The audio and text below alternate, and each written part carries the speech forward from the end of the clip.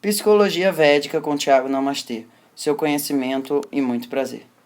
Então, né, aí fala da Lua é tipo aquele script e tal, meio que precisa de um momento de refrigeração cósmica. Então vamos falar da Lua um pouquinho. A cultura védica, no geral, depois de um tempo, passou a ser uma cultura muito solar. Mas, nos primeiros, assim, lá no Rig Veda, ainda não era não. Essa história da valorização da consciência como um princípio transcendente e sendo a única parte importante, chegou no Vedanta, virou a curva ali lá pelo século VIII da nossa contagem, e aí saiu assim, só o Sol que vale. No Yoga Vashista, que é, digamos assim, um dos textos mais importantes desse sistema de posicionamento no mundo, o Sol é visto como a fonte ou a expressão da sabedoria e a Lua da ignorância. A matéria passa a ser associada como um princípio, não tem nada ali. Tá? Mas não era assim não, hein? No início, quanto mais o sistema é dependente da agricultura, mais respeito tem a natureza densa. Depois que você de alguma maneira começa a fazer metalurgia e não sei o que e tal, você passa a ter um grau de senhorio sobre o sistema biológico, que você pode falar assim, mas a inteligência é mais importante, né? A consciência é mais importante. Mas cara, quando você depende muito da natureza para ela te dar o que você precisa para comer, teu grau de respeito é um pouco diferente, né? Então assim, no início, nem ia falar muito sobre isso hoje não, mas vamos nessa. O objetivo fundamental não era Samadhi, era Soma. E Soma é quando você tem a sublimação da energia organizada como contentamento numa forma mais densa, que a gente chama de Kapha, Tarpaka Kapha, virando Odis. Isso daí é a expressão da matéria organizada de uma maneira mais perfeita, mais microscópica, na nossa palavra hoje em dia, para ser a expressão da sua espiritualidade saudável.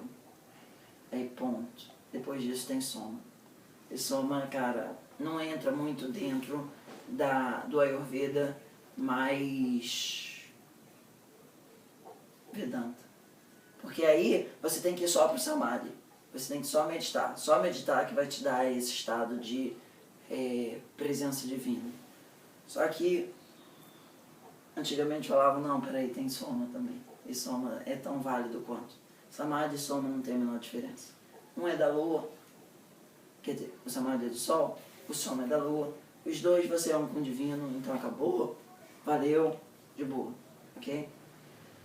Só que esse ficou sendo um tema meio indigesto dentro da filosofia Sankhya, onde cada vez mais os homens se apoderaram do conhecimento e botaram as mulheres para ficar na cozinha. As mulheres foram perdendo a importância de profundas conhecedoras do sistema biológico e passaram a ser relegadas ao que é o resultado da cultura hindu hoje em dia. Isso é resultado de um processo de masculinização do conhecimento exacerbado. Tá? Não tem nenhum que é mais certo, nem o Samadhi é mais certo, nem o Soma é mais certo. Tá? Os dois são válidos. E cada um pega a estrada que for, tanto faz, os dois chegam lá, por caminhos diferentes. Um mergulha na matéria e o outro pula na matéria. Mas os dois entendem que aquela matéria ali é apenas um passo que você tem que botar para dentro ou para fora para se banhar completamente de presença divina, consciência pura. Okay? Mas consciência pura, no caminho do Soma, você vive cada coisa que existe como sendo consciência.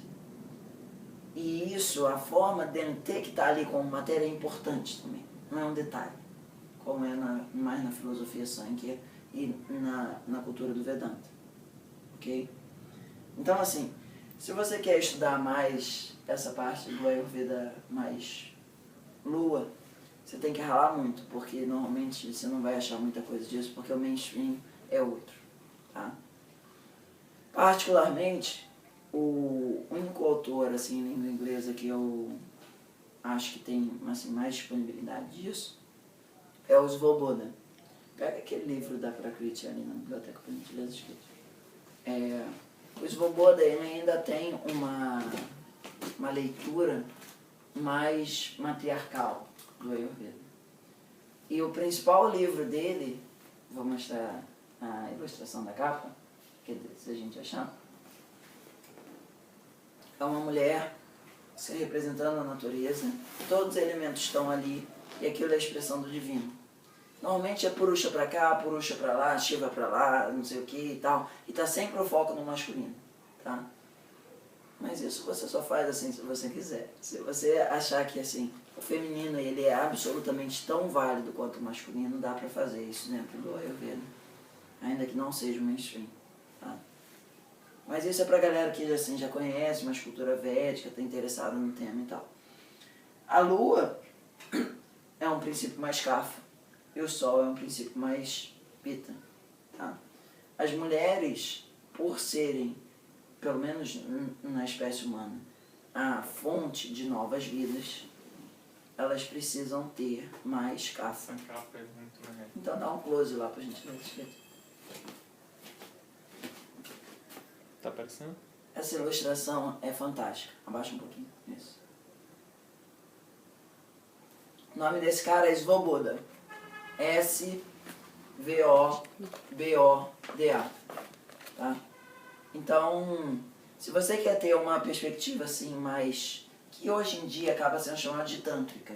Tudo isso que eu falei, de alguma forma foi varrido para fora do Ayurveda mainstream e ficou dentro do que a galera chama de tantra. A lua, ela tem um papel fundamental no ciclo de Jala, no universo, enquanto que o Sol tem um papel fundamental no ciclo de Agni. Tá? O Sol levanta, a Agni aumenta, o Sol abaixa, o Agni diminui. Só que esse é um ciclo mais pita, ou seja, mais regular. A Lua, ela tem um ciclo que é menos claro. É claro que a gente sabe que são 28 dias, mas a Lua todo dia está um pouquinho diferente. E é por isso que a Lua, na psicologia védica, representa a mente. Que cada dia, aquilo dali está um pouquinho diferente. A cada 2 dias e um quarto, a Lua entra numa mansão lunar. Isso a gente está falando um pouco do Jyotish, tá? De repente, próximo uma aula de psicologia védica, a gente faz sobre o Jyotish. E aquilo dali entra num padrão de filtro de vibração mental, que a gente chama de mental, e a nossa mente fica influenciada por alguma coisa. Tá? Então, por isso que na cultura védica é assim, você está triste, você está alegre, você está irritado, você está o que for, põe aí, liga o cronômetro, 2 dias e um quarto. Vê se mantém. Ah, mas às vezes eu fiquei irritado um mês. Mas assim, olha detidamente e vê se essa irritação, daquela forma como estava, durou mais do que 2 dias e um quarto. Para a cultura védica isso é impossível. Porque a frequência do universo mudou e o teu rádio, que antes estava pegando Marisa Monte, passou a pegar Ramones. Então o conhecimento do Jyotish é entender o seguinte, quanto mais centrado eu estou em mim, menos o meu sistema mental fica se identificando com essas frequências. Ele consegue perceber essas frequências passando sem falar o seguinte, não, isso vai entrar no meu rádio. Só escuta no rádio do vizinho. Mas passou ali. Só que não estava no teu rádio, né? Esse teu é que é importante. Beleza? Digressão aprovada. Foi a resposta? Sim? Ótimo. Então,